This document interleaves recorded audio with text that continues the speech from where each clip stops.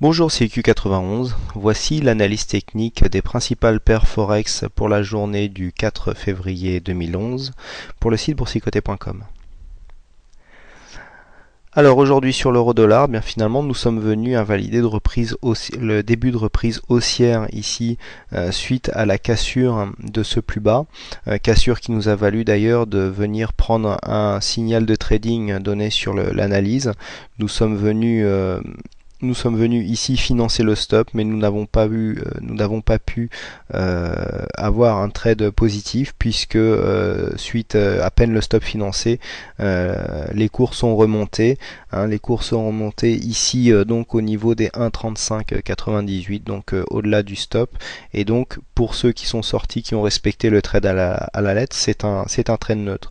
Ce que nous pouvons remarquer, c'est la significativité, pardon, je sais pas si ça se dit, mais je le dis quand même, des retracements de Fibonacci, après avoir ici bien longé ici le 23,6, et bien finalement la cassure s'est accentuée.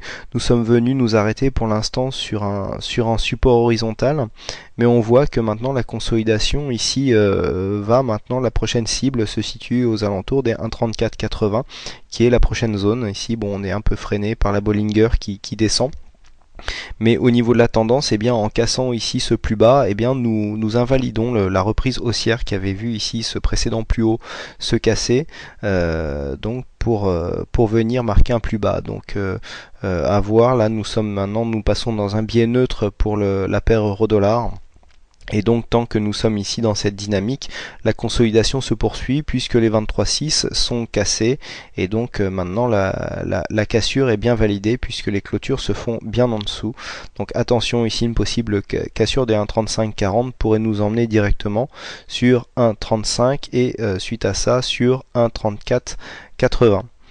Au niveau des autres paires, nous avons le câble. Alors intéressant ce que nous avons eu sur le câble, puisque suite ici à la montée, alors oui voilà, c'est assez intéressant ce qui s'est passé, puisque j'avais tracé un peu ce retracement pour vous montrer un exemple de ce que l'on pouvait faire au niveau des extensions. On était en phase de montée, mais on était à peu près sur ces zones de cotation.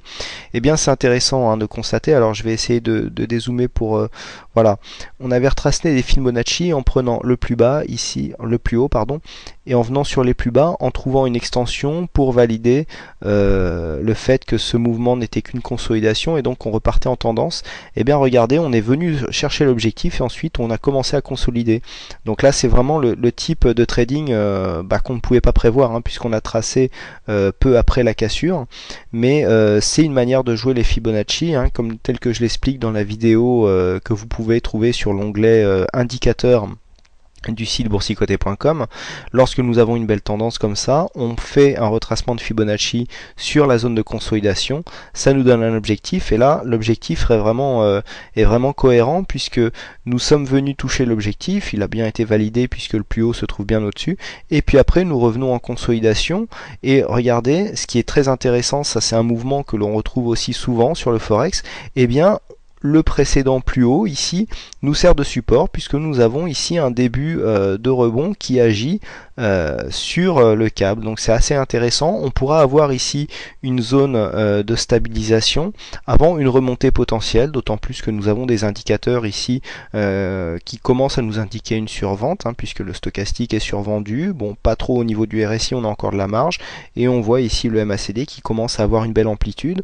Donc attention, si on confirme ici le support des 1,6060, on pourrait repartir pour reprendre la tendance. Alors on essaiera de retracer un Fibo pour voir si cette stratégie est toujours bonne.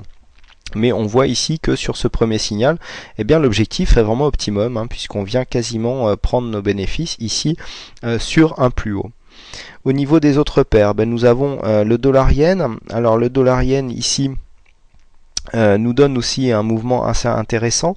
Alors personnellement, je m'attendais à ce qu'on aille chercher un petit peu le bas le bas ici de la tendance, mais bon, suite aux statistiques qui sont sorties cet après-midi, vous voyez, on a été touché un point bas puis c'est remonté tout de suite. Bon, ça c'est des mouvements caractéristiques du forex.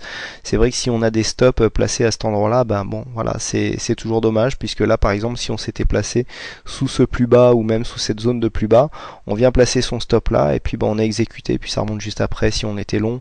C'est voilà, c'est un peu les risques du forex. Alors là c'est très intéressant parce que malgré la tentative de sortie que nous avions eu là, vous voyez ici la bougie qui est venue monter donc pour retester le précédent plus haut. Alors vous voyez, on avait cassé ici le support horizontal, on était revenu, hop, on avait fait une attaque et ici on a vraiment recassé là avant de venir tester la résistance baissière. Donc pour l'instant nous sommes en haut de la tendance, la résistance la tendance est toujours baissière. Il faudra maintenant casser ces plus hauts pour valider une potentielle sortie de ce trend, hein, puisque ici nous avons une fausse sortie. Donc voilà, mouvement de reprise, on est assez haut, alors pour l'instant on n'est pas trop encore en surachat, donc on pourrait casser sur la lancée, bon sauf qu'il va y avoir le week-end, donc il faudra voir en fait, il faudra surveiller l'ouverture des dimanches soirs. Nous avons fait, alors maintenant je vous propose une petite vue sur l'euro-yen. Alors l'euro-yen, nous sommes toujours dans cette même tendance, hein, puisque si nous traçons ici maintenant, nous pouvons tracer une droite de tendance, ici une résistance baissière, voilà, pour vraiment on va la matérialiser différemment pour qu'elle soit visible.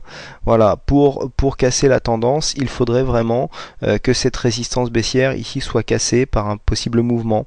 Alors on le voit bien aussi là par rapport au retracement que nous avons fait. Donc là on prend vraiment la tendance marquée, on prend les extrêmes. Si on regarde au niveau des retracements, hein, c'est assez bien fait. Et ben voilà, là on valide une cassure donc des 23,6, donc on est en zone de consolidation. On revient ici sur le 23,6, on tente une sortie et là hop on redescend et on vient se stabiliser ici sur le 38,2 avant d'essayer de remonter. C'est là pour l'instant on est vraiment dans le mouvement technique, on est vraiment dans le mouvement de consolidation. On a attaqué le 38,2 et vu comment il a été attaqué, je ne serais pas surpris qu'on vienne ici tester le 50% aux alentours des 110,40.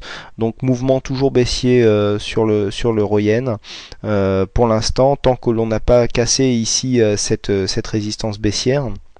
Eh bien le mouvement est à la consolidation. Alors je rappelle que tant que nous sommes au-dessus des 109,57 sur l'euro-yen, nous sommes en consolidation et la tendance de fond est toujours haussière, hein, puisque tant qu'on n'en a pas dépassé ici le 61,8, eh bien on peut considérer que nous sommes sur un mouvement de consolidation.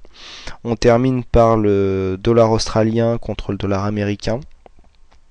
Et donc sur cette paire de devises, bon ben voilà, nous avons validé ici une cassure qui nous a fait, qui a été arrêtée ici par une zone de surachat qui avait été signalée, et on revient ici chercher la précédente résistance comme un support, et ensuite on valide la cassure, donc on continue à être en tendance haussière, hein, puisque nous allons valider des plus hauts toujours de plus en plus haut. Par contre, ce qu'il est intéressant de constater, c'est que vous pouvez vérifier sur les précédentes vidéos, hein, les résistances qui avaient été tracées à l'avance sont respectées à la lettre, puisque cette résistance avait été respectée.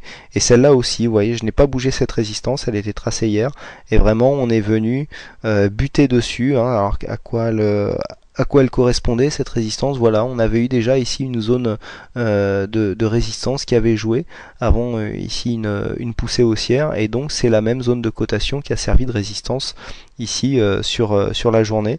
Par contre là on ne vient pas rechercher la zone de résistance ici comme support, on descend un peu plus, donc peut-être qu'on va revenir chercher de l'air ici sur ce précédent support. Attention, si on casse ici ce plus bas à 1,0054, eh bien on remet en cause la dynamique haussière ici, puisque dans ce cas là on aurait un plus bas qui serait plus bas que ce plus bas là. Donc zone d'invalidation de la tendance haussière ici, et sinon tant qu'on reste ici sur cette dynamique là, eh bien on pourrait encore aller au moins confirmer ici les 1,02. et pourquoi pas aller chercher les nouveaux plus hauts à 1,0256. Voilà ce que l'on peut dire donc sur les principales analyses Forex. Écoutez, vous êtes de plus en plus nombreux à regarder cette vidéo, donc je suis toujours ouvert à vos suggestions. En attendant, il ne me reste plus qu'à vous souhaiter un bon week-end, bonne chance à vous dans vos trades, et je vous donne rendez-vous dès lundi prochain pour de nouvelles analyses. Bonsoir.